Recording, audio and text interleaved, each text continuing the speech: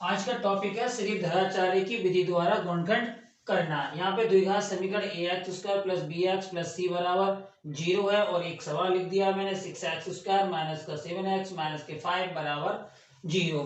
ये द्विघात ये श्रीधराचार्य की विधि द्वारा गुणनखंड करना, ये भी एक गुणनखंड है। जैसे कि पूर्ण वर्ग विधि द्वारा गुणनखंड करना, उससे पहले और भी आते हैं जिसमें कहा जाता है केवल गुणनखंड कीजिए या एक्स का मान ज्ञात कीजिए। तो ये भी सब एक विधि है, अलग अलग विधि हैं जिनके द्वारा हम क्या करते हैं, द्विघात समीकरणों के गुणनखंड करते हैं। कुछ जो द्विघात समीकरण है वो ऐसे सिंपल होती है तो उनका गुणनखंड हम ऐसे ही कर लेते हैं। लेकिन कुछ होती है विधि ऐसी जिनका हम द्विघात समीकरण कुछ ऐसी हैं जिनका हम पूर्ण वर्ग विधि के द्वारा गुणनखंड कर सकते हैं, और कुछ ऐसी हैं जिनका हम श्रीधराचार्य के द्वारा ही हल कर सकते हैं। श्रीधराचार्य फार्मूला है एक अपने आप में, इसके द्वारा आप किसी भी द्विघात समीकरण के गुणनखंड कर सकते हैं। तो चलिए देखते हैं ये द्विघात समीकरण के बारे में और समझते हैं इसे अच्छी तरीके से। तो ये आपके सामने एक द्विघात समीकरण, मैंने एक सवाल लिख कर रख दिया है। तो हम क्या करते हैं, द्विघात समीकरण आपकी A X square plus B X plus C बराबर 0 है। तो यहाँ पर हम क्या करेंगे, इससे इसकी तुलना करेंगे। तो यहाँ पर हम लिखेंगे समीकरण A X square plus B X plus C बराबर 0 से तुलना करने पर जब हम इसकी तुलना करेंगे इसकी इस समीकरण से, तो देखो इसमें A X square plus B X plus C बराबर 0, तो यहाँ 6x स्क्वायर माइनस 7x और माइनस के 5 बराबर 0।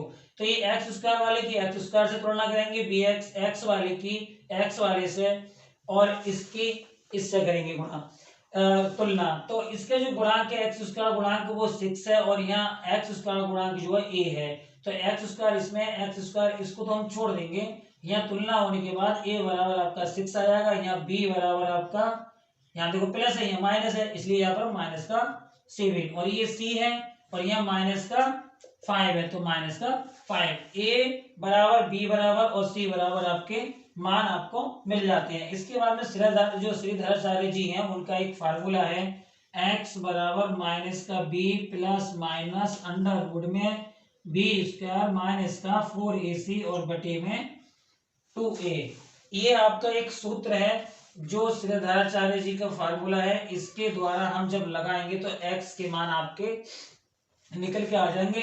तो हम क्या करते हैं, अब यहाँ पर x की जितनी भी वैल्यू दे रखी है a b c की, ये सारी वैल्यू यहाँ पर लगा देंगे। b बराबर माइनस का 7 है, माइनस यहाँ पहले से है तो ये प्लस के 7 हो गए, प्लस माइनस अंडर रूट में b का मान माइनस का 7 और इसका वर्ग दे रखा है तो वर्ग करेंगे। 4a का मान 6 है, c का मान माइनस का 5 है, ये हमने सारे मान लगा लिए, और नीचे a का मान आपका दे रखा है 6। ये सब मान हमने लगा दिया। अब इसकी हमें क्या करना है, कैलकुलेशन करनी है। तो कैलकुलेशन करते हैं, x बराबर ऐसे चलेगा, प्लस 7 ऐसे रहेगा, प्लस माइनस ऐसे रहेगा, अंडर रूट के अंदर माइनस 7 का वर्ग आपका 49 हो जाता है, और ये माइनस मिलके प्लस करेगा, इन सब की गुणा कर लो। गुणा करने के बाद कितना होता है, 5 चौक 20, और 20 की 6 से गुणा करेंगे तो 120, और सभी के बटे में चलेगा, ये बटे का निशान सभी के नीचे चलेगा, और 6 दूनी 12 हो गया ये आपका। यहाँ 7 प्लस माइनस ऐसे रहेगा, इनको आप जोड़ ले, जोड़ने के बाद आपके ये बनता है 169/12। 169 का जो वर्गमूल होता है वो होता है 13।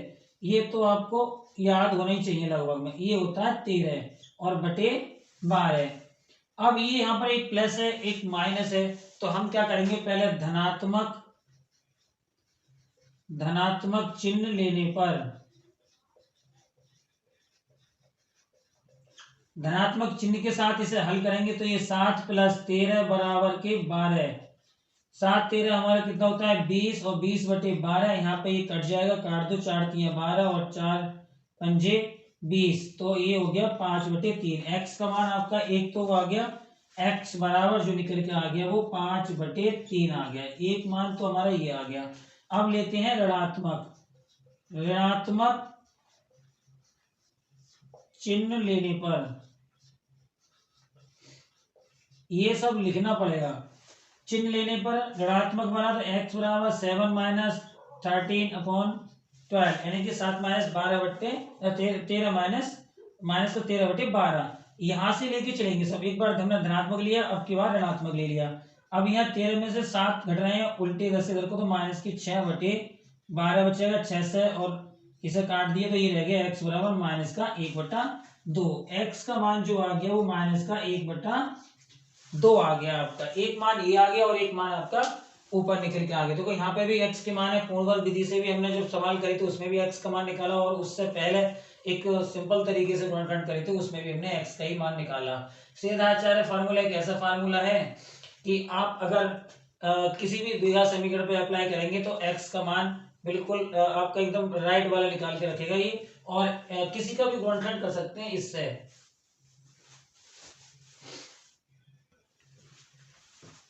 अब देखते हैं अगला सवाल। यहाँ पर अगला सवाल है 3x² माइनस का 5x प्लस 2 बराबर 0। यहाँ पर x² गुणांक जो दिया है वो 3 है, x का यहाँ पर -5 है, और ये आपका c बराबर 2 दे रखा है। कभी कभी किसी सवाल में ऐसा भी होता है कि x² का गुणांक ना दिया हो, तब आप कंफ्यूज रहेंगे कि x² गुणांक कोई संख्या दी नहीं है तो हम क्या करें। जिसके आगे कोई संख्या नहीं होती उसके आगे 1 जरूर होता है। अगर जैसे इसके आगे कुछ भी नहीं होता तो हम a बराबर 1 ले लेते।